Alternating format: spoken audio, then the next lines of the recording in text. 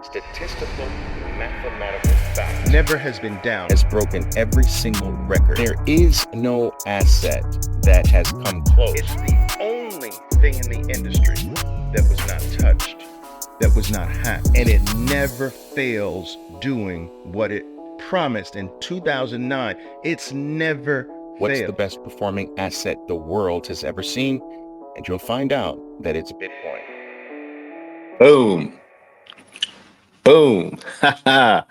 Here we go once again, guys. Welcome to another live discussion, live talk, live space, live powwow, whatever you want to call it. Welcome to another one with Oliver Velez. Of course, my name is Oliver Velez, and we're going to talk once again about our favorite topic, Bitcoin.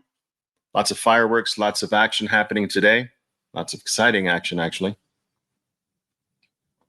So welcome, come on in. Come on in, make yourselves comfortable wherever you are piping in from the world. Please feel free to tell me where you're coming in from. We always draw an international audience from all over the world, so I like to see where you're from. I hope you're doing safe. The world is not quite a safe place today. It's certainly in certain regions. I'm in constant contact with a variety of people that I know sort of in the hot spots over in the Middle East, and prayers go out to all individuals, irrespective of whatever side you find yourself on. I pray for your safety. Anyway, guys, where are you piping in from? Let me know very quickly. I like to banter just a tiny bit until we get about 200 or 300 people logged in. We've already got close to 160 here, so we'll get talking very shortly here, but in the meantime, let me know where you're piping in from, what part of the world you're coming in from. Make sure you grab the beverage of your choice, maybe even something to take notes with, guys, because we always do some deep dives into some things that are usually worthy to make sure we retain, you know. All right. Finally caught you live, Hodlesat says. All right. USA. Been for a while. Awesome. Welcome, USA. Australia's in the house. Ooh, yes. Michigan in the house. All right. Florida, West Palm Beach. Up in one of my necks of the woods. All right. Great state of Texas. Welcome, Texas. All right. All right. Living in a van. I love that. All right. I love that. In the United States. I love that. Awesome. Freedom. All right. Medellin in the house. Okay. Welcome, hermano. Medellin, Toronto, Michigan. Awesome. Again, international audience here. Arizona, welcome. So welcome, guys. We've got about 221 people logged on here. Welcome, Seattle. So, guys, I don't know. Let me just try to show you this. So for the longest while, I had as my profile on X.com, formerly known as Twitter, as you know, I had 13%er as my profile. I want to show you this very quickly here. So as my banner, I should say, I had 13%er. I'll go here and blow the image up a little bit for you. And 13, I always got a lot of questions. Oliver, what do you mean by you're a 13%er? What does that mean? Does that mean that you have 13% allocation to Bitcoin, what have you? No. 13%er was my way of clapping back at, I believe it was Jameson Lopp, whom I respect in a very great way. Jameson Lopp, I do. He is a Bitcoin OG who deserves a great deal of respect. I think many hardcore, for lack of a better term, Bitcoiners were not happy with his company's choice of catering to, initially as a Bitcoin oriented company, Casa decided to cater to the ETH heads or the Ethereum community as well, and to help Ethereum's custody their their ship coin, right? And a lot of us sort of took offense at that. And for whether you agree with that or not, that is exactly what happened. And Jameson Lop at the time, under pressure, under fire by really hardcore Bitcoiners, he clapped back with something. And he basically corroborated the statement of someone else who said that only 13% of all people who have adopted Bitcoin. So out of all the people in the world who've adopted Bitcoin, only 13% are Bitcoin only.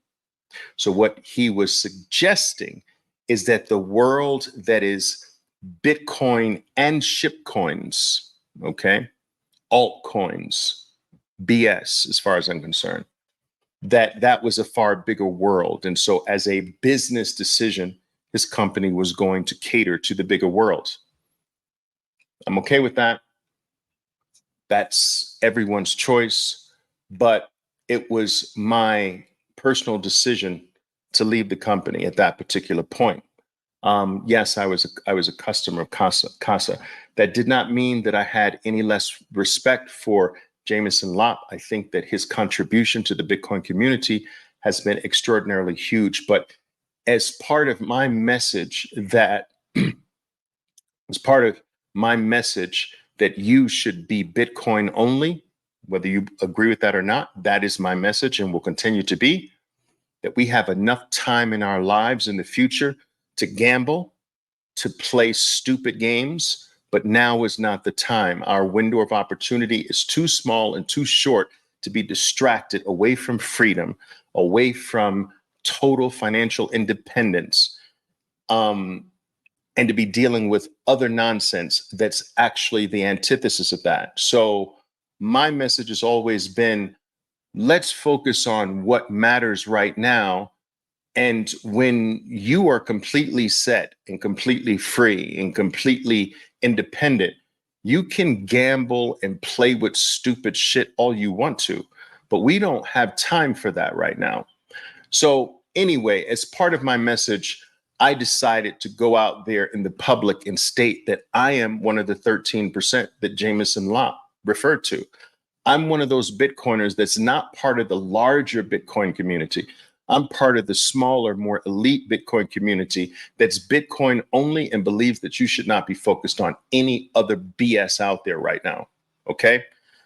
There's time for childish things. There's time for gambling. There's time to go to Vegas. This is not the time right now. All right? And so for the longest time, I had as my profile 13%er. That's what it meant. Well, I've gone from being a 13%er. I've decided to start promoting the idea through my profile that you and I are actually part of another rare group. We're part of the 1%ers. And what this communicates, people, is the fact that there is still, you've heard me say this many times, there's less than 1%. Actually, there's less than half of 1%, but let's go with the more generous number. There's less than 1% of all human beings on planet Earth have recognized Bitcoin and have adopted it as a store of value or in some form or another. Okay? Less than 1%. That means that 99% of the world is still asleep, is still ignorant to what Bitcoin is, that still does not understand that the opportunity of a lifetime, an opportunity that comes to human beings on average once every 1,000 years or so, is upon us, but yet it is disappearing at the speed of light virtually week by week, and that our window of time is closing. So 99% of the entire world is blind to this. only 1% or less has awakened. And I will tell you that that makes us extraordinarily rare as 1%ers. That makes us still extraordinarily early. That still makes us the VIPs, the elites of the future, the in Christian scriptures, it says the meek shall inherit the earth. Well, the 1%ers in this case represent the meek. They will inherit the earth. In my opinion, that's my 2 cents in the future. But the opportunity to be one of those 1%ers is rapidly closing. The opportunity to actually get yourself to a position where you have more than one Bitcoin is gone for most people already. 99% of the world is asleep. They don't even know that the opportunity to get to one full Bitcoin is gone for them because they're asleep. But even the people who are aware, even the people who are actually part of the 1%, many of the 1%ers are locked out of the possibility of ever having one Bitcoin ever, forever. Even the 1%ers, a big percentage of the 1%ers are locked out of that opportunity. That's how rare the 1%ers are. And that's how rare a full Bitcoiner is today and will increasingly become more and more rare as time goes on. It used to be common back in 2010 for someone to have 100,000 Bitcoin, 50,000 Bitcoin. That wasn't that uncommon. 10,000, 5,000, that was normal. We heard of the pizza guy. I can't remember his name, starts with an N, but anyway, we've heard he's become infamous at this particular point. We've heard of the pizza guy who bought 2 pizzas for 10,000 Bitcoin.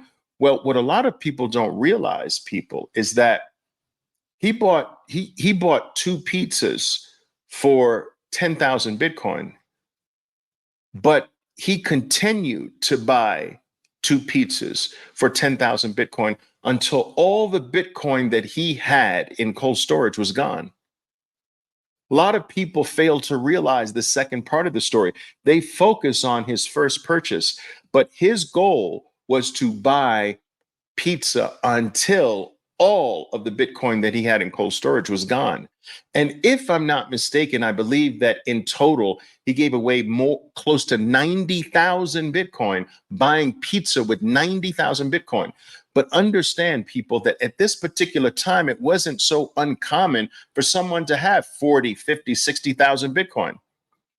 Today, it is exceedingly rare to run into someone, to know someone that has 90,000 Bitcoin. Countries, not even countries in large numbers have 90,000 Bitcoin. All right. So it was common back then to have 90,000, 50,000. Today, it is almost unheard of. Not totally, but almost unheard of. There was a time in the following cycle, after the 10,000 or more Bitcoin cycle, there was a time where having more than 1,000 Bitcoin, the following cycle was having more than 1,000 Bitcoin was normal. So if someone had 6,000 Bitcoin, 5,000 Bitcoin, 8,000 Bitcoin, that was normal. They were in the single digit thousands. So before they were in the double digit thousands, one cycle, that's the pizza cycle. Then the next cycle came, and that it was very rare to find someone that had double digit thousands. You found easily people who had single digit thousands. Do you understand? And so the cycle after the pizza cycle was the single digit thousand cycle. The following cycle, it wasn't easy to find someone that had single digit thousands. It wasn't easy after the next cycle to find someone who had 3,000, 2,000, 6,000, 8,000 Bitcoin. But it was relatively easier to find someone who had 200, 300, 700 Bitcoin. You see? And then the following cycle came where It was very exceedingly rare to know someone who had 6,000, 4,300. I mean, 600, 700, 300 Bitcoin. That it was more rare, it was more common that they had 20 Bitcoin or 30 Bitcoin or 15 Bitcoin. And in this cycle, it is exceedingly rare to know someone who has 15 Bitcoin or 20 Bitcoin or 30 Bitcoin. It is more common that you might find someone with one. The following cycle, we're in the one Bitcoin cycle. The following cycle, next cycle, you will never be able to find someone with one Bitcoin, someone you know, someone in your community, someone in your family. It'll be exceedingly rare next cycle to find someone with one Bitcoin. We'll be talking about someone with a quarter, with a half, with an eighth of a Bitcoin, with a tenth of a Bitcoin. There will be people with multiple tenths of a Bitcoin, but it will be very hard to find someone with one complete Bitcoin next cycle. And then the cycle after that, you won't find fractions. You'll find fractions of a fraction. So the big fractions, 3/4, a half, a quarter, they're all gone. You won't find many people with a quarter or a half 2 cycles from now. You'll find the Satoshi level. Quarters won't be talked about now. Do you understand? Then you won't be talking about half a Bitcoin, 3/4 of a Bitcoin, certainly not one Bitcoin. You won't even be talking about a quarter of a Bitcoin. You'll be talking in smaller digits.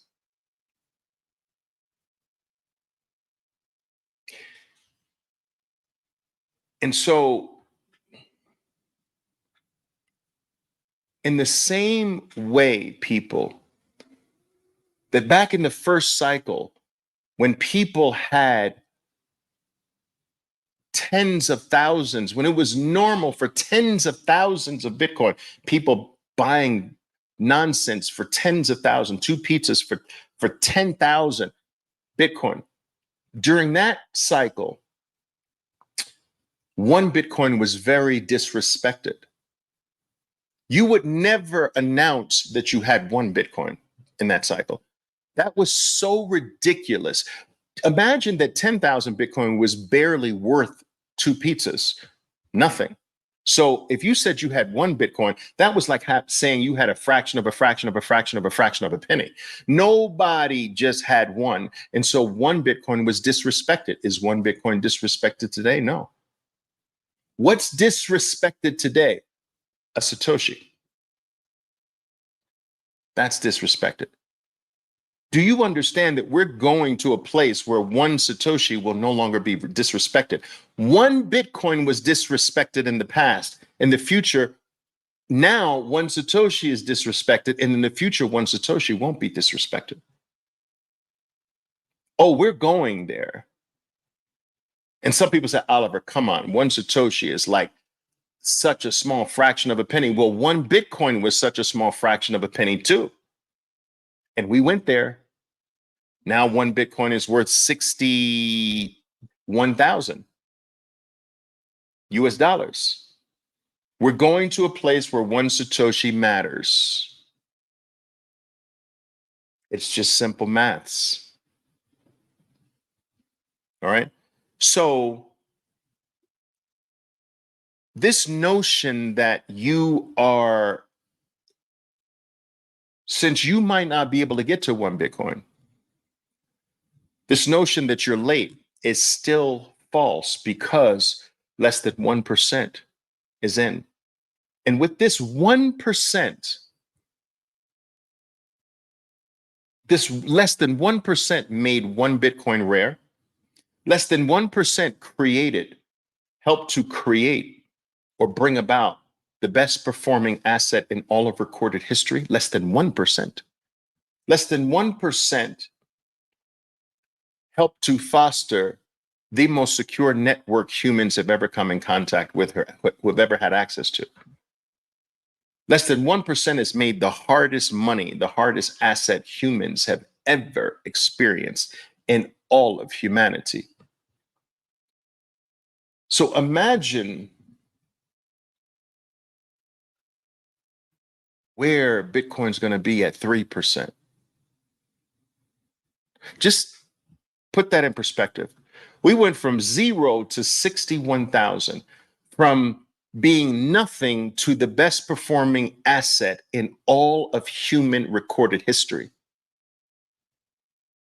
With less than 1%, we beat every single thing by orders of magnitude, every single thing that humans have ever held dear, ever given importance to. With less than 1%, Bitcoin became the 10th most valuable asset on earth. With less than 1% adoption, Bitcoin has become more valuable than every single financial organization on planet Earth, every single bank, every single insurance company, every single money manager, every single mutual fund, every single ETF, every single financial entity in the entire world is not even close to the value of this thing that has only 1%, less than 1% adoption. Imagine where it's going to be if we triple that adoption. Imagine where we'll be at 3%. Imagine where Bitcoin's going to be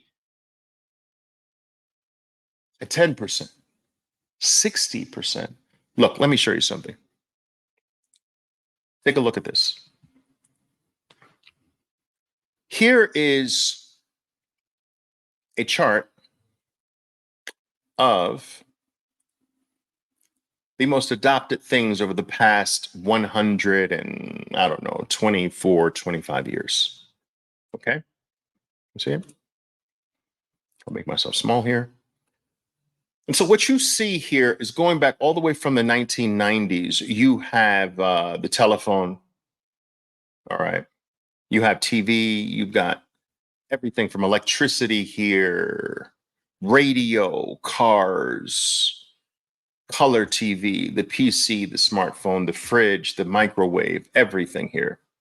Now, I want you to notice where Bitcoin is on the far right-hand side, far lower right-hand side. Do you see that? That's how early you are. That's how early we are. Now, I think it's important to understand, people, that everything that is adopted by human beings never stops being adopted. Did you hear what I just said? When human beings start to adopt something and that thing starts to gain network effects, it never stops being adopted. And I've gone over this before. And one reason that humans never stopped adopting it is because every single day there is a net new 250,000 new human beings on Earth. So if we were to take all the births every day on average and we subtract the number of all the deaths, you have left on average 250,000 new human beings on Earth that are ready to, these are new computer users. 250,000 new computer users, 250,000 language speakers, new language speakers, mostly English, 250,000 new users of the mathematical protocol. They'll use the number 0 and 1 through 9. All right.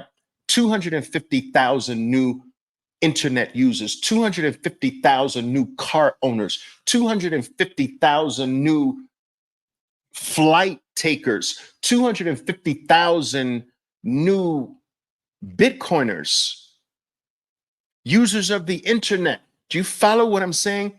This is one of the reasons why things never stop being adopted, ever, because the human race grows. But on top of the new human beings coming here by 250,000 a clip every day, even if we were to put that aside for now, we're only at less than 1% of the existing human beings. So if another single human being never joined planet Earth, we've still got 99% plus of all the 8 billion people on earth still having to adopt Bitcoin. And how do we know it's going to be adopted? Because it's the hardest money the world has ever known. And throughout history, humans go to the hardest money. It's the scarcest item on earth. Over time, humans just naturally, it's something in our DNA, we adopt the scarcest thing. We are naturally drawn to and will only ultimately accept the hardest money on earth. This is how gold was chosen, silver at one point, then gold was chosen. Whatever is the hardest money, naturally markets in the world gravitate to the hardest thing. What do I mean by the hardest thing? The hardest thing to replicate, the hardest thing to reproduce. So Bitcoin is the hardest item on earth. It is harder to reproduce a Bitcoin than it is harder to produce an ounce of gold, an ounce of silver, or to even produce an S&P 500 company. So S&P 500 companies have a hardness to them. Not every company can be one of the 500, but it has a hardness to it. But Bitcoin's harder than becoming an S&P 500 company. Bitcoin is the hardest item on planet Earth, and humans naturally gravitate to the hardest thing. It has happened throughout all of human history. Also, every discovery, and I've always told you that Bitcoin is not an invention, it's a discovery. It's the discovery of digital hardness and digital scarcity. Yes, Satoshi Nakamoto put some contraptions together, and this contraption helped discover digital scarcity and digital hardness, but they always existed. Don't confuse the contraption that helped discover digital hardness and digital scarcity with the hardness and scarcity itself. And as a discovery, discoveries can only happen once. That's why I don't believe in ship coins. They're just sad, scammy attempts to replicate a discovery. If someone came to you and said, listen, dude, man, I've got a better fire for you. F that fire we've had for thousands of years, millions, based on some scientists, millions of years. F that one. Forget that one. I've got a better fire for you. This fire puts that fire to shame. It burns shit faster than the old fire. That fire is 4 million years old. This is the new fire, dude. This will burn your house down faster than the old fire. That's the old granddaddy fire. We need the new fire now. How silly is that shit? Discoveries are never old. They are forever new, and we are forever finding ways to use discoveries. Do you understand what I'm saying? We're still adopting fire today. We're still discovering ways that fire is changing human life. We're still discovering ways that electricity over 600 years, not 600 years old, but it was discovered. The human use for electricity was discovered about 600 years ago. We're still adopting electricity. There's still people with no electricity 600 years later. I've given you an even more common example. Commercial air flight, which is on this chart somewhere. Air travel, you see that? Air travel, all right? So air travel is one of the first lines. I believe it's the second.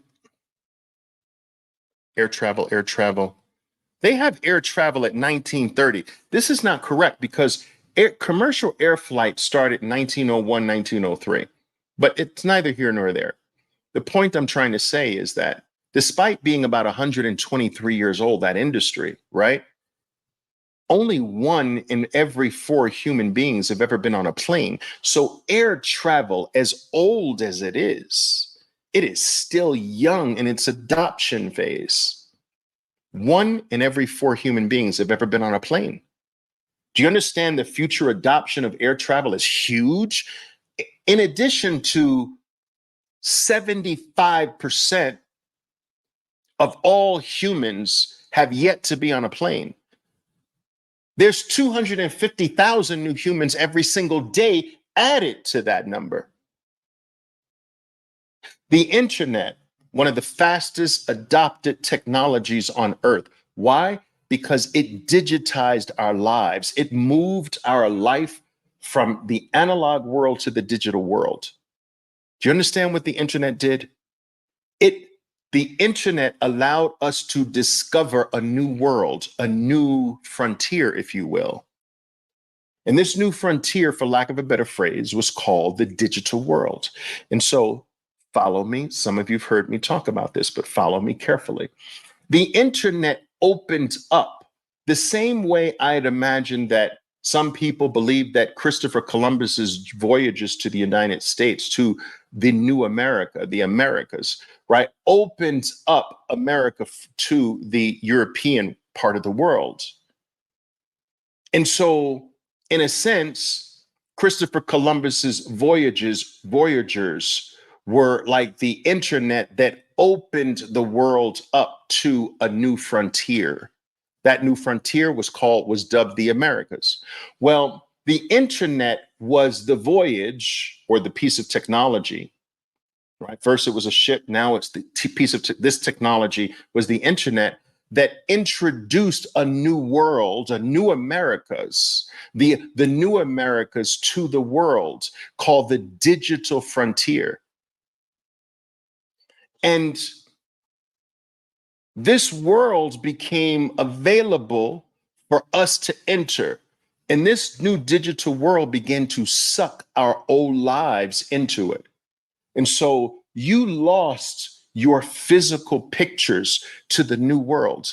Your physical analog pictures, your albums that you used to flip through, or your grandmother used to flip through and save pictures of you playing baseball and your Christmases and your Thanksgivings and that. When's the last time you've held a freaking album? When's the last time you flipped through an album? Maybe it's your grandmother's house, but there aren't many albums left in the world. Why? Because they're in the new world. They're in the digital world.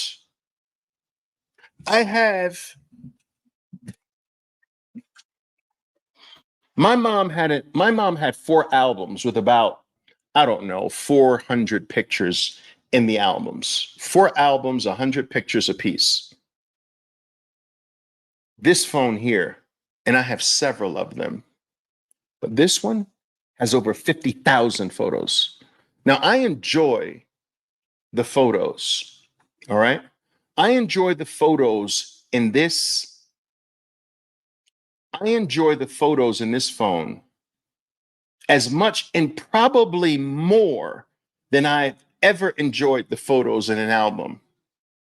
I can pull them up anytime. I can edit them how I want to, and so forth and so on, right? Let me show you. Let me show you. I will show you this. This is what has been sucked into the new world. Look at, what is this?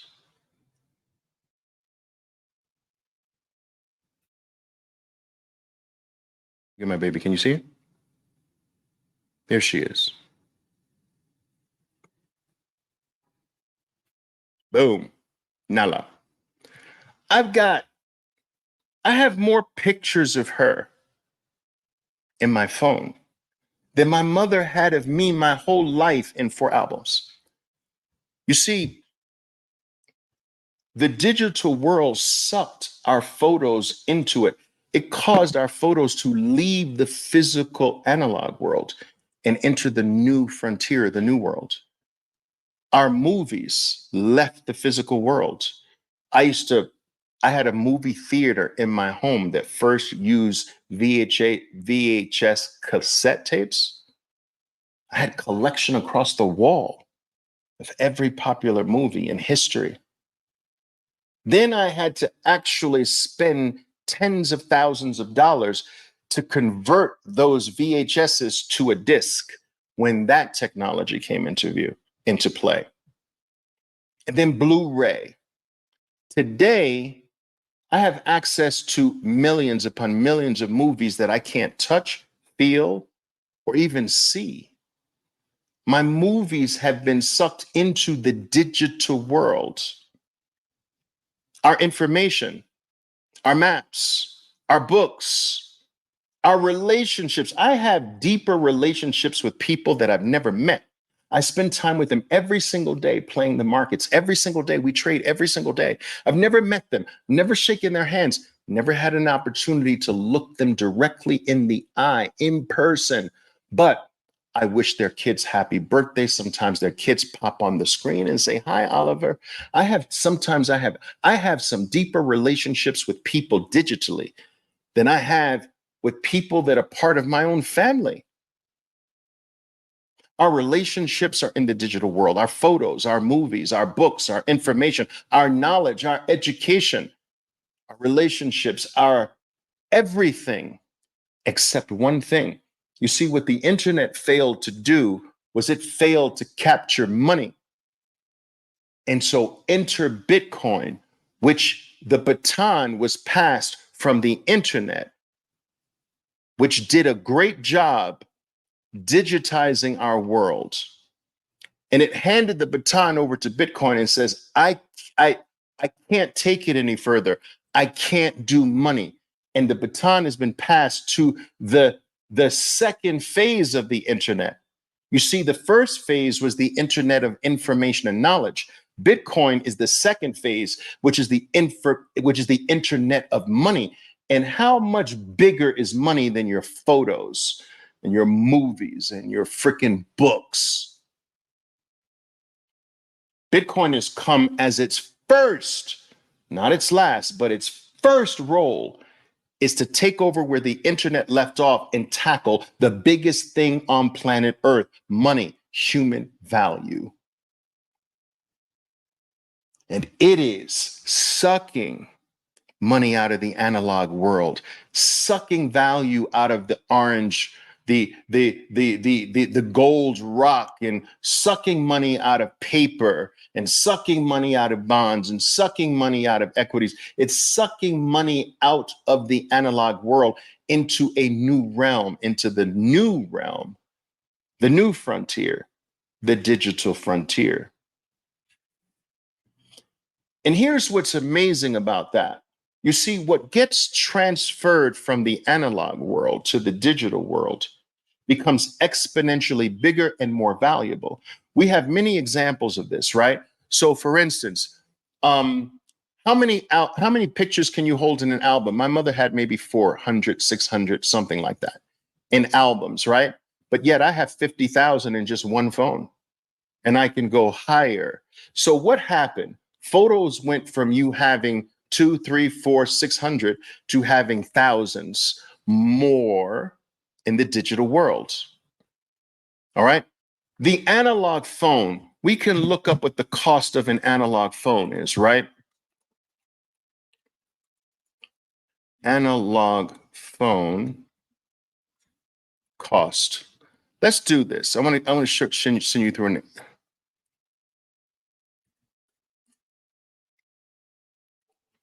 All right. So take a look at this. Smoke on this for a second. What I want to demonstrate to you is how whatever transfers over from the analog to the digital becomes greater in number and greater in value. So look at my hands. Greater in number and greater in value. So greater in number and greater in value. The value rises. The number of items increases, and the value rises, right? So the number of photos increased going to the digital world from an album, a physical world, the analog, and more valuable. You can buy an analog phone today, right? You can buy an analog phone today for what? Well, what is this cost saying? What, $20, $30, whatever. You know the analog phones with a cord on it and the buttons you have to press. These are like 20, 30 bucks, right? Do you understand what I'm saying? So 20, $30 for an analog phone. You get the point. Okay. But the cost for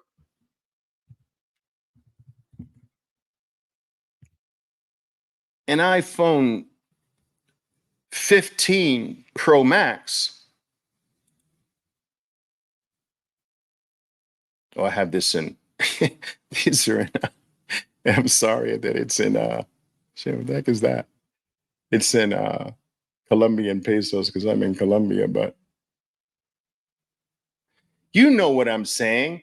What is it, like close to $2,000? So the analog phone you can have for anywhere from 15 to 40 bucks. The digital phone you can have for $1,000 to $2,000. Now, here's what's crazy. There's more smartphones in the world than there are toilets. Are you freaking kidding me? There's more smartphones in the world than there are working toilets. There's far more smartphones in the world than analog phones with the cord on them. So we went from analog to digital. So we increased the number of digital and increased the value of them. There is nothing that goes to the digital world that does not become more voluminous and more valuable. Nothing. We have another example, right, of this. We have another example of this, don't we? Physical mail. We used to send millions of physical letters a day in the United States. Now there's billions of mail sent every single day via the internet, via email. So more voluminous, right? More volume, more. But the most poignant example, in my opinion, is the story of Blockbuster and Netflix. You see, Blockbuster was that mega rental movie company that was a star back in the 1990s. It was one of the fastest growing companies in the history of the world. It was on top of the world, raking in obscene amounts of money. Its growth was off the charts. Some of you might remember going to your local Blockbuster and trying to catch one of the 14 copies that they were going to get of the next new release. I remember. Netflix came on the scene, had some initial trouble, even offered themselves to be bought by Blockbuster, and Blockbuster turned them down. Now, at the height of Blockbuster's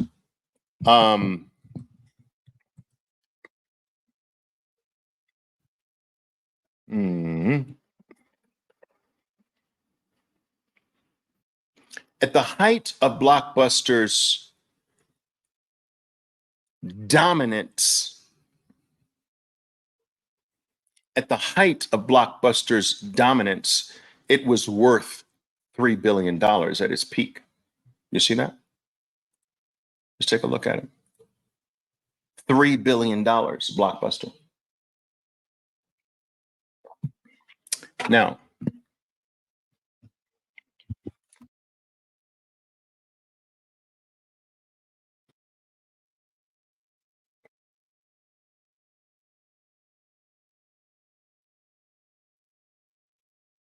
okay, let's take a look at this. Netflix's valuation is 17.7 billion. That's as of 2021. It's bigger now. So nothing, my point is this, people, nothing that goes from the analog world to the digital world goes down or stays the same. It becomes exponentially more valuable. 17, 18 billion is exponentially more valuable than 3 billion. 50,000 photos here versus 400 in an album is exponentially more. A $30 analog phone versus a $2,000 digital phone. You get my point. So everything that goes there blows up. Everything. Physical mail could only send millions. Now we can send billions because it's digital, right? And the examples go on and on. So let me just show you this with this in mind. All right. Since we know everything that gets pulled into the digital becomes orders of magnitude bigger and more valuable. Everything. Right? Everything. Check this out. Let me show you where we're going.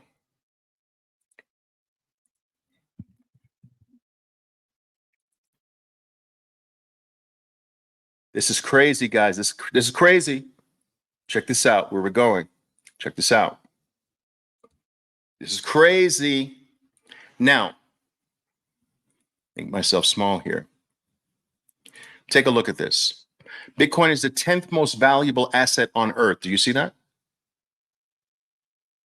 With just less than 1% adoption, Bitcoin is the 10th most valuable thing.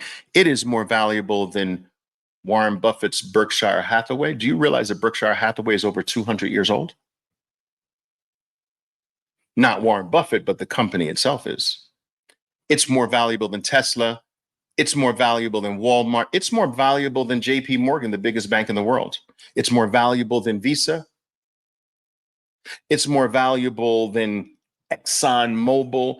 It's more valuable than the S&P 500 in totality. That's just crazy. The top 500 companies in the world combined. Well, that's not true, but at least the trust is more valuable than the entire ETF trust. All right. You get the point. More valuable than MasterCard, more valuable than, you get the point. Even Netflix down here, Bank of America. My point is that it's done this with less than 1% adoption. You understand? Less than 1%. Let me see, make sure you can see this. So it's done this with less than 1% adoption. So imagine 3%, 5%, 10%, 60%. Now, here's what I want to show you. All right? Here's what I want to show you. Go to number 1. You see number 1 here? That's number 1. You see number 1. What world is number 1 in? Somebody tell me why while I sip my tea.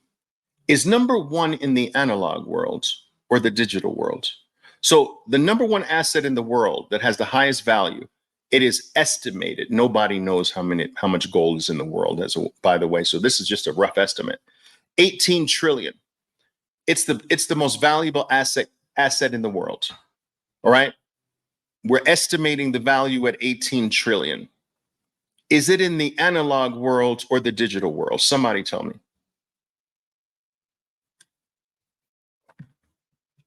Somebody tell me.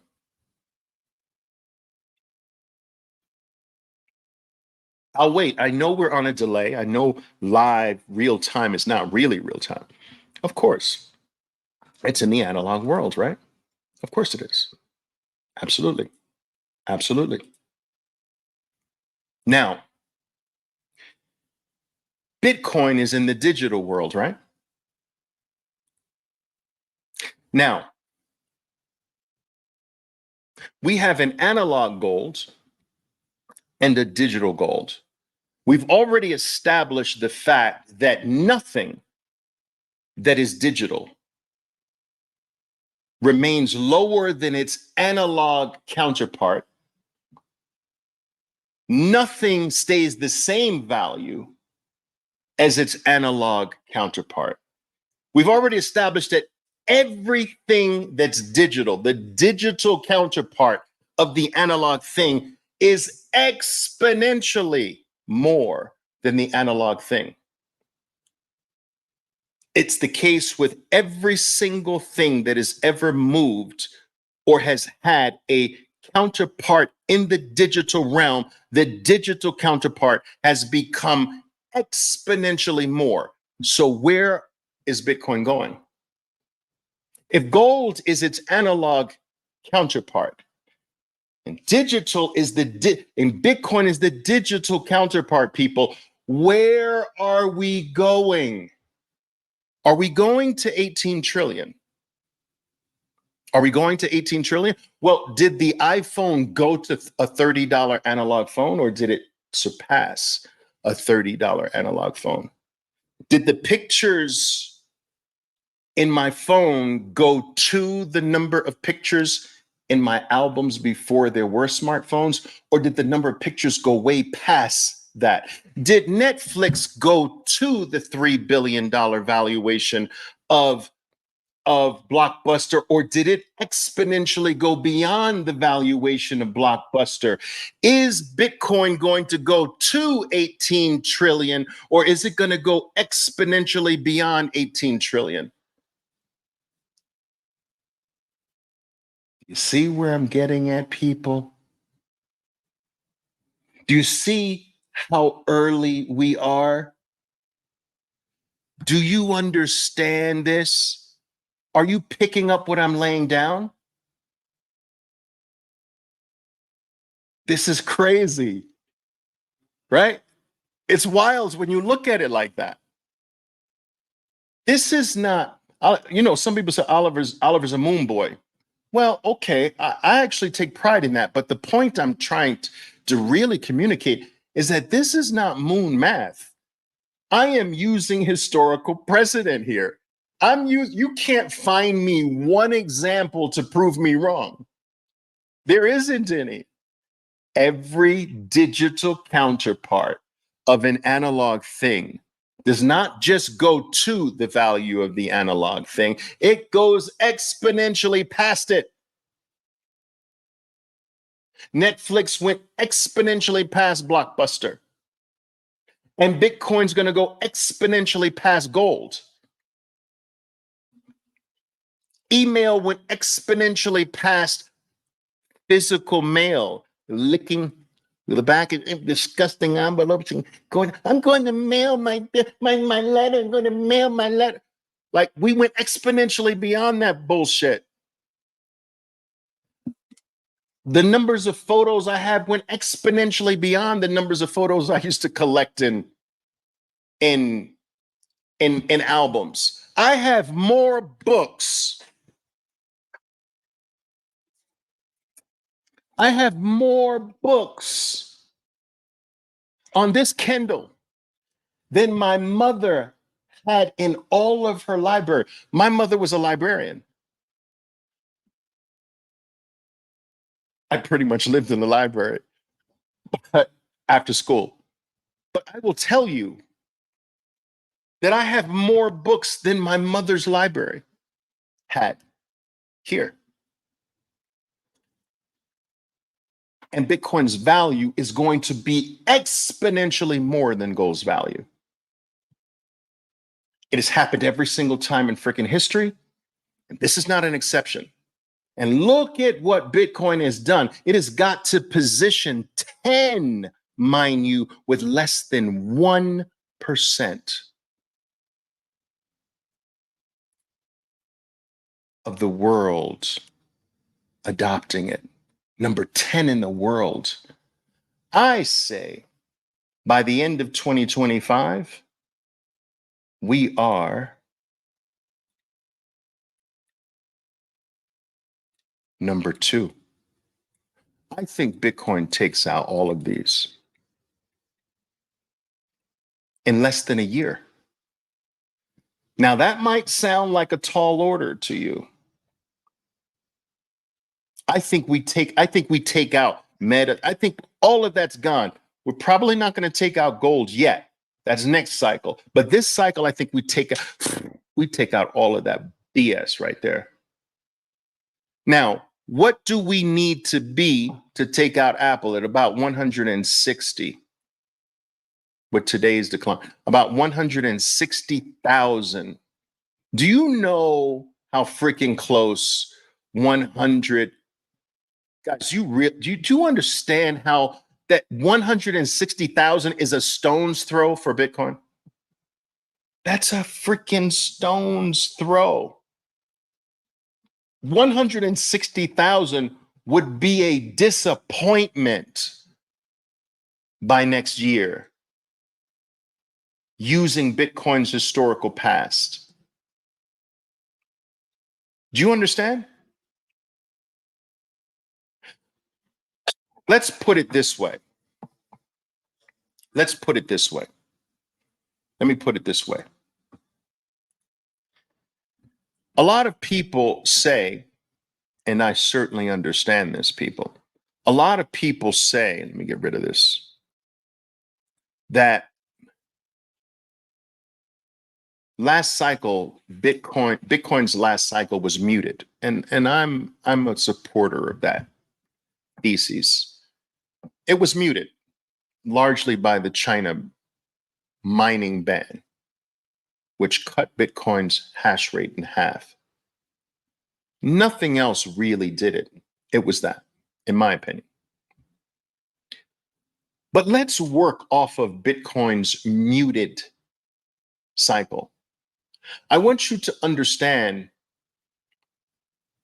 that Bitcoin, let me get a calculator up here. That Bitcoin, let me do this in your faces. Can I do it in your face? In tus caras? I want to do it in your face. Let me do this in your face. Yeah. Yes, Oliver. I want you to do it in my face. Okay. I'm going to do it in your face then. All right, look. So the low of last cycle was 3,200, right? But the high of last cycle was 69. So 69,000. It was actually more like 4,000. Why is this not working? Okay, so let me do it. I have to do it for real. Okay, so we're going to do it like this, right? I'm going to show you. So 69,000. Let's do 69,400 minus 3,200 was the cycle low. Divided by 3,200, you 21x'd off the low. I want you to understand this number. This was, people, listen to me carefully. This was the freaking muted cycle. The smallest cycle. The one that was muted, the one that was cut in half. We 21 times the low. Now, let's say we have the same cycle. Let's say it's the same. Let's do this, okay? So we have the low. Let's do this. I freaking love it.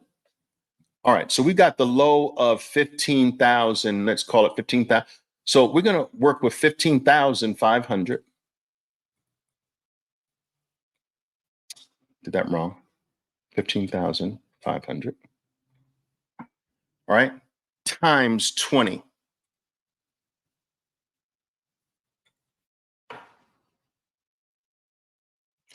Do you understand where I'm going with this? This is using the most muted cycle of all. A cycle, mind you, before we had regulatory clarity, a cycle before we had spot Bitcoin ETF approvals, the cycle before we had some of the largest money managers on planet Earth contributing to the marketing of Bitcoin, before FASB rule changes, making it no longer punitive for publicly traded companies to hold Bitcoin on their balance sheets, before small countries began to adopt it, before all of this, before pension funds started to put it on their balance sheet, before US states putting it in their bylaws, protecting it, before the US became the largest hash rate producer in the world, before most of the Bitcoin mining world is in various states in the United States. Before all of this, a cycle before this, and we're still using the same muted metrics as if none of that's here now. And that gets you 310. Now, all we need is 160 to become number 2 in the world. 160,000, Bitcoin takes out everything else except gold. Do you understand this? It's freaking insane. Wow. Tell me you understand. You may not agree with me, but tell me you understand what I just laid out there. Tell me tell me you understand how I'm coming up with this number that by next year, by the end of next year, we should be past 160, which makes Bitcoin number 2 in the world.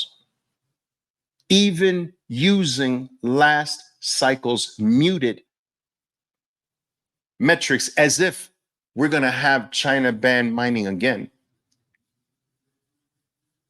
As if none of the things that have happened since then matters. It is crazy, right? This is not moon math. This is not something that I freaking came up with in a dream, a Disney dream. This is basic analysis. Well, Oliver, the past performance is no guarantee or future results. But Oliver, the past is not guaranteed to it. That. I know that, bozo. Can we just stop saying that? Because the only thing you have is the freaking past.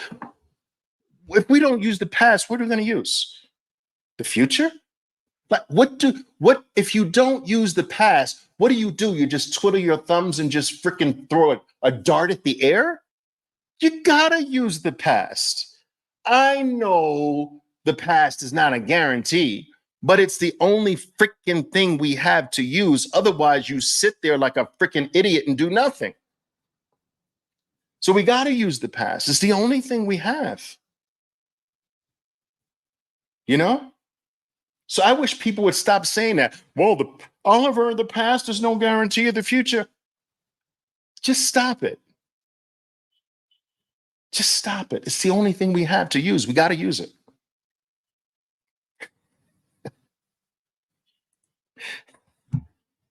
All right. So you've got today, guys, people selling. Listen to this, right?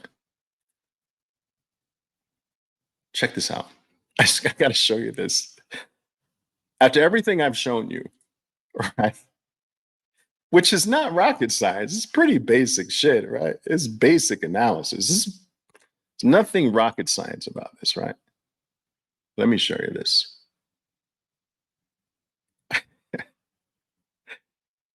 You've got, let's put the freaking 4-hour chart on here. You've got people selling Bitcoin. Are you freaking kidding? Selling Bitcoin because of Iran? Like, wait a minute. Wait a minute, people.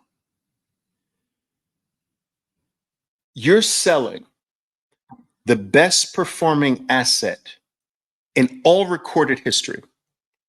The best performing asset in the world this year, the best performing asset in the world over the last 2 years, the best performing asset in the world in all of recorded history, the hardest money to ever exist, the hardest asset, the 10th most valuable asset in the world, the asset that has become worth $1 trillion faster than any other asset, the most adopted technology in the history of mankind, having accomplished all of this with less than 1% adoption, with 99% adoption left in the future.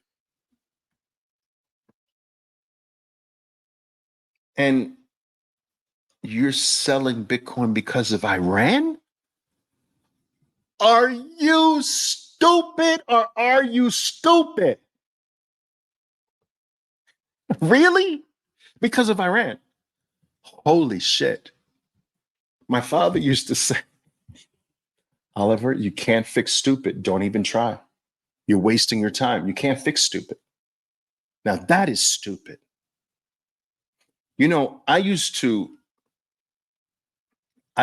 call periods like this. I had a term for this for my traders, right? I used to call it panic profits. It was literally a strategy, panic profits. So what you would do with this strategy, guys, I'll explain it to you, is you would find something that you knew was valuable,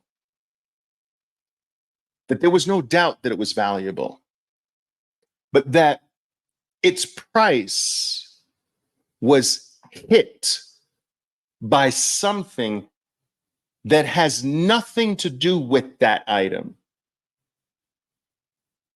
but it's being just thrown out along with the baby in the bath. The baby is being thrown out with the bathwater as well. So you find something that you know is valuable, but its price is affected stupidly by something that doesn't even affect it, that its price is being dumped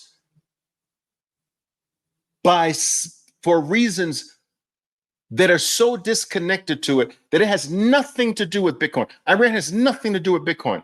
No country, no nation state, no war, no human being, no power can ever touch or affect Bitcoin. And Bitcoin's being a dump because of Iran, of all countries. Iran?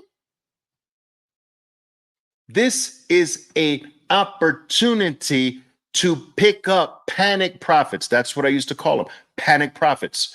These always get reversed.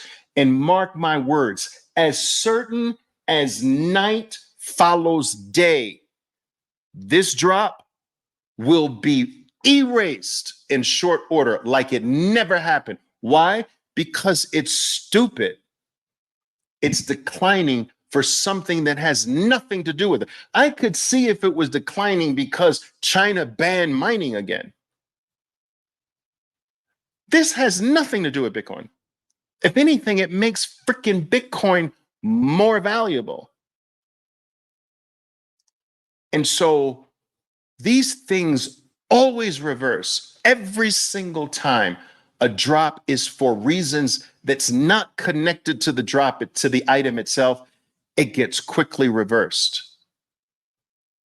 Do you understand? Do you remember what happened during March of 2020? Most things got quickly reversed because the drop had nothing to do with it. But Bitcoin reversed faster. So the fastest horse in the race, we know it's Bitcoin. The fastest horse in a race reverses the hardest, reverses the fastest, and reverses the biggest. This is your COVID moment before the blast off again. This is just dumb, but I'm glad it's here. Do you understand? I'm not complaining. If you follow me, I just want you smarter than this. That's all. I need you smarter than this because listen, I just don't like to hang around dumb people. Like, ew.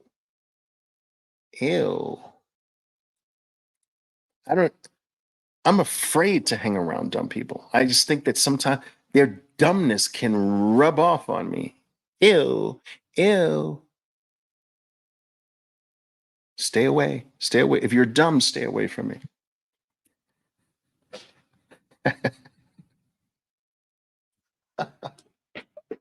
I know, I'm crazy. I know. Crazy.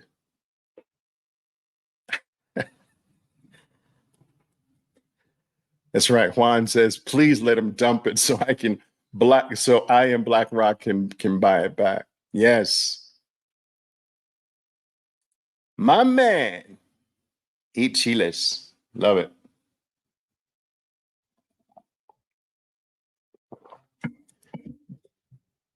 That's right. Yeah, right. So you sold Bitcoin for what? Like, what did you sell it for? Crazy. Do I think this is the final drop before the run to the upside? I do. I'm using history, guys. So I will leave you with this. This is why you've got just a very few short weeks at best. If history's any guide, and it is, I told you, it's the only guide we have. We don't have another guide outside of history guide. Unless you know of a guide other than history, please let me know. I mean, I've just been using history my whole life. You understand? So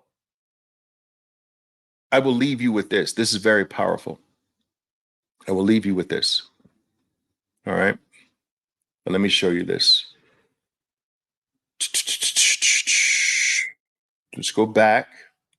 Now, what I'm going to do here, guys, is I'm going to remove all this nonsense here. I'm going to go back to I'm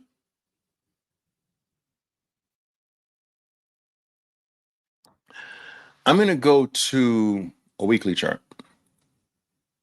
There's a weekly time frame, right? Now, what I want to do is I want to go back. This is this cycle, right?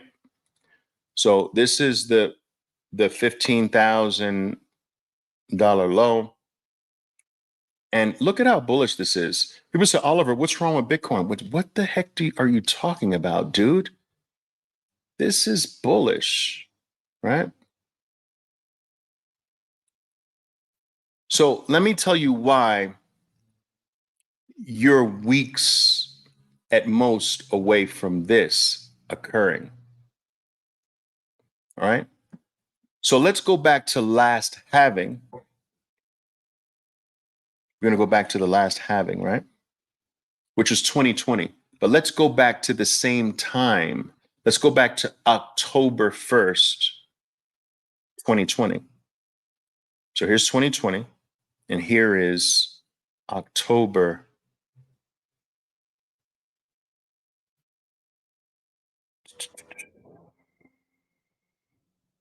1st, right here. You see it?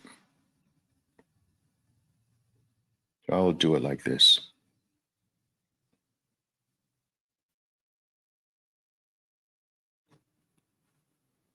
Do you see where you are? Tell me, somebody tell me. I know we're working on a delay here, so I will wait.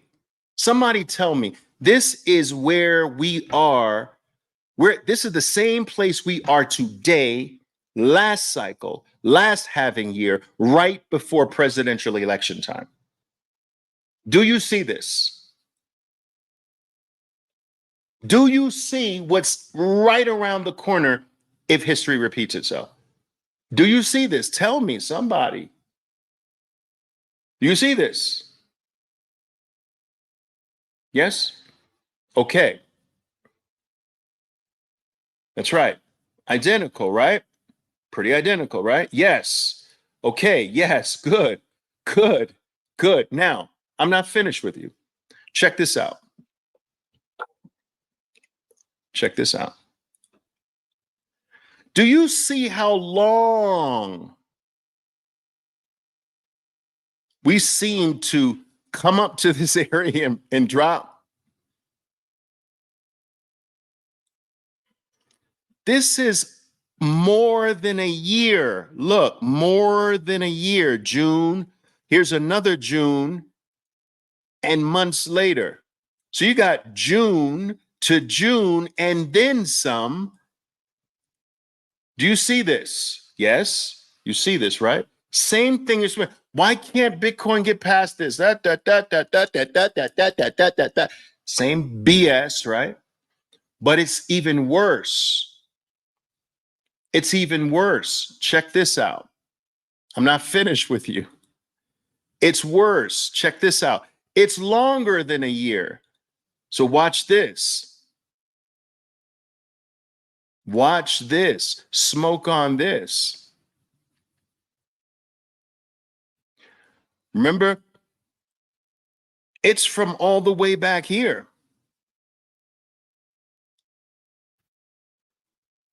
So if you go back since 2018, it couldn't really surpass, it would surpass a little bit and fall back.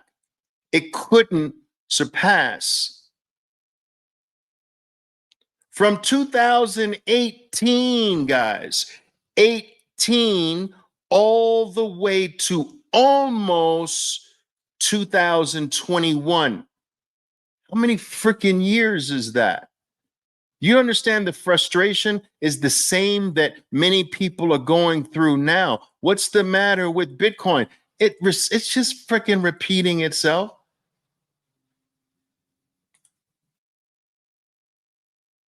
But do you see what is upon us? Do you see why all these months I've been saying you've got until about a couple weeks before presidential election time, and then it's over? Stack harder because this is going to outprice you, bozos. That's right. You understand? How many times have you heard people say, well, you know, Bitcoin hasn't done anything since 2021? Same thing here. Bitcoin hasn't done, this is where there's, but Oliver, Bitcoin hasn't done anything since 2021. It was here at 2021. Same thing I heard last cycle. Bitcoin, Oliver, but Bitcoin hasn't done anything since 2018. It's the same movie, guys. Repeated over and over and over again. The same shit. It's like, do they pick up the same freaking book? Are they still in the analog world and they go get the same book and read from the same book? But Oliver, Bitcoin hasn't done anything for the last 3 years. It's the same. Now, I experienced it last cycle. I'm experiencing it this cycle, but I read about it every other cycle on forums and shit.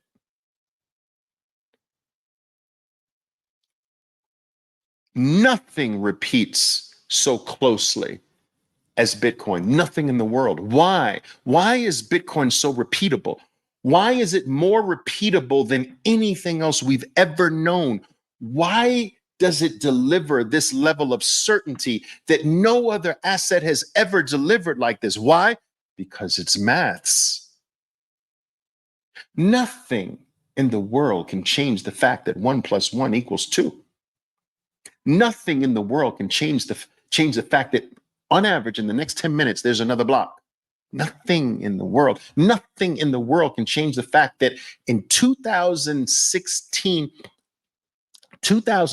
blocks, the Bitcoin network is going to go through a difficulty adjustment. Do you understand? It's a mathematical protocol. It is not influenced by world events, interest rates. Remember that? Oh, well, Bitcoin is, Oliver, but Bitcoin has never lived through an interest rate hike cycle. It's never done that before. Boom, all-time new highs during the fastest hike, one of the fastest hikes in history.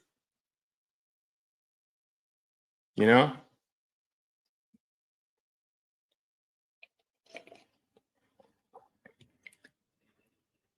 For the first time, people, we have certainty at a very high level. For the first time in the history of the human race, in our desperate search for truth, reliability, honor, authenticity, reliability, Man has been in search of these things, and for the first time, we have it. We've never had certainty. We've never had honor. Man has failed man in these categories forever. Everything that man created failed us. Every person in your life has failed you at one point or another. If you are a parent, I know I'm a parent. Your children have failed you at one point or another. I know this. If you are a child and you have parents, I know I'm a child too. At one point or another, your parents failed you. I know this. Your significant other, wife or husband, at some point, I know they failed you. I know. Everyone. Some of you believe your God failed you. Do you understand that the only thing human beings have today that's never broken a promise, that has never failed, that has never altered itself, that has never stopped being what it promised it was going to be? It never broke a promise, never changed on you like a flip-flopping politician, never changed the game on you, never cheated you, always kept his word, never sick at sea, never took a day off, never down over the past 10 years, not an instant, not a nanosecond, never failed you. And it gives you these long periods of its train, its freedom, stays in the station with a freaking welcoming sign, get on board. And all some of you bozos have to say, you greet that generosity. You greet it with, but Oliver, Bitcoin hasn't done anything since 2021. And that's how you pay back its generosity before blast off. The fact that it is staying put for your dumbass to get educated enough to recognize what it is. And you spit in its face, but Oliver, it hasn't done anything since 2021. And that's how you treat the most honorable thing we've ever had available to us. And for the first time, it's the little guy, it's the regular guy, it's us that are first. Respect this, people. Do not deny the Savior. Now, I don't want to offend anybody and say that Bitcoin is the ultimate savior, but it is one of the saviors in our lives. That you can guarantee. To a drowning man, a lifeboat is the savior. I am telling you, this is your lifeboat. Don't disrespect it. Do not deny your savior. Because I promise you, in the next few months, you're going to regret it. And it will be something, it will be a regret that lives in one form or another. It'll live with you forever. There are people to this very day that had Bitcoin.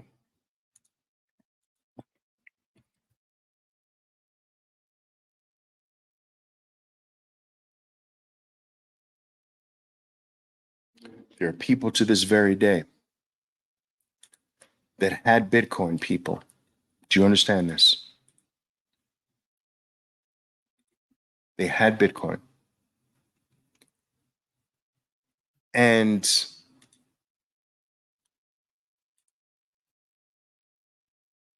they disrespected it.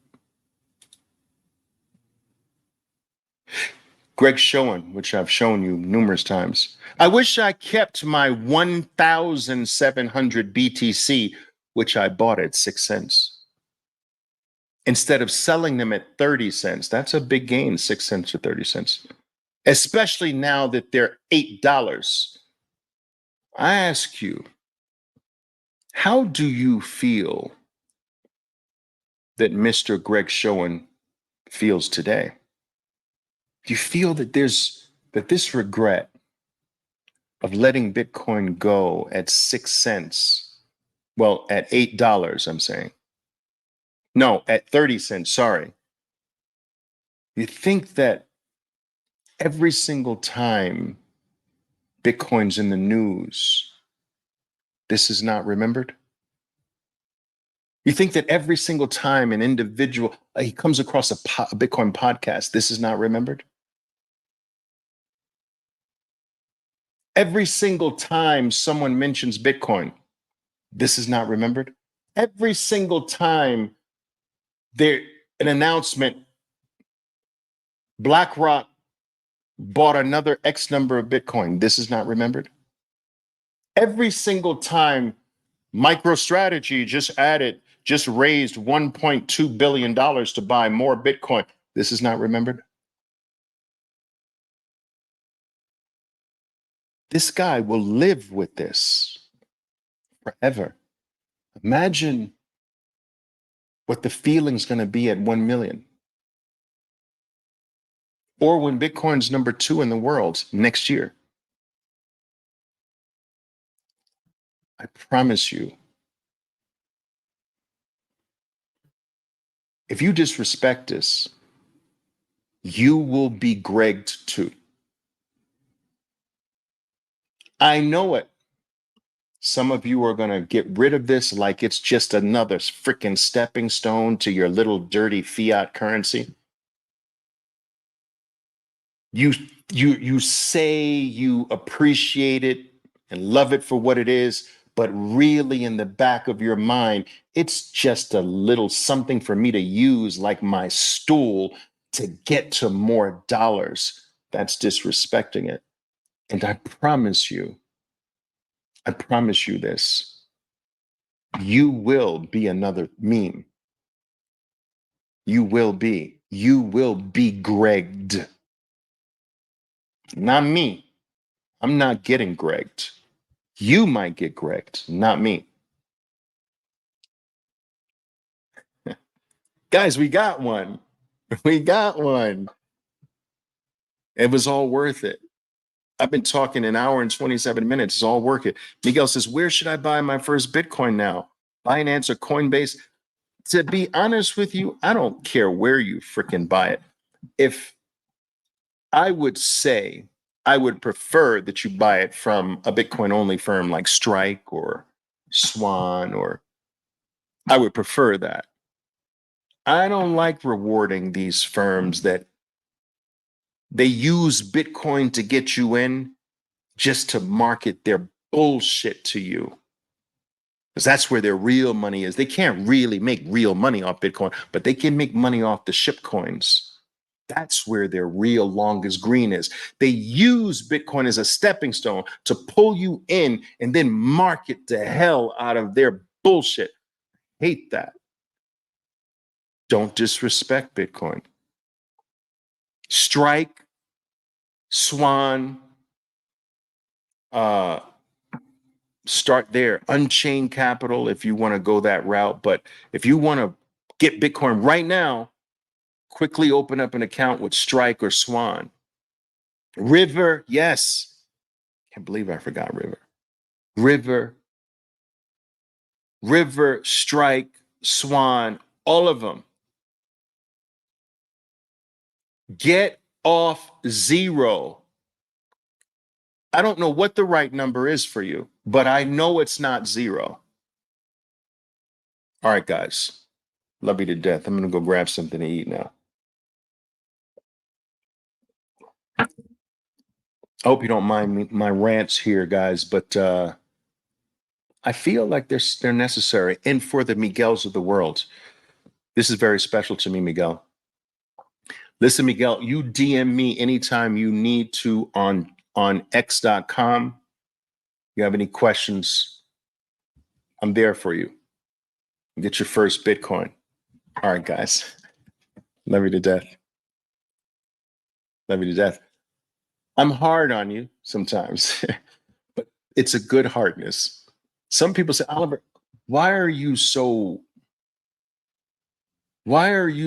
toxic? Why are you so like rough? Doesn't the carrot approach get more people to listen to you, whatever? No. You understand that the building is on freaking fire.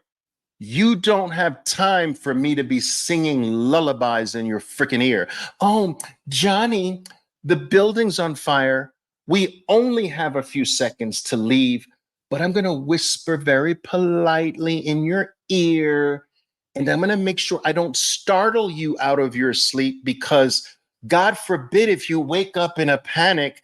No, I'm going to shake you as violently as I possibly can and yell as loud as I possibly can in your sleepy ass ear. Get up, bozo. The house is on fire. There's the exit. Go. But Oliver, my sneakers, my favorite sneakers. F the sneakers. Let's get out now. Boom. Knock you upside the head. That's what gets you out of a burning building. Not, but wait a minute, Johnny. Well, let me sit down and explain the situation. All right? Would you like some tea? We don't have time. You've been priced out of 10,000. You've been priced out of tens of thousands of Bitcoin. You've been priced out of thousands of Bitcoin. You've been priced out of hundreds of Bitcoin. You're being priced out of one now. Then you're going to be priced out of halves and quarters.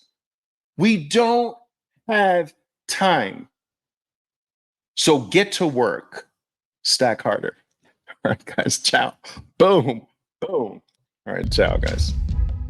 My name is Oliver Velez, and I am your 13%er Bitcoiner. Be safe out there, and until next time. Boom.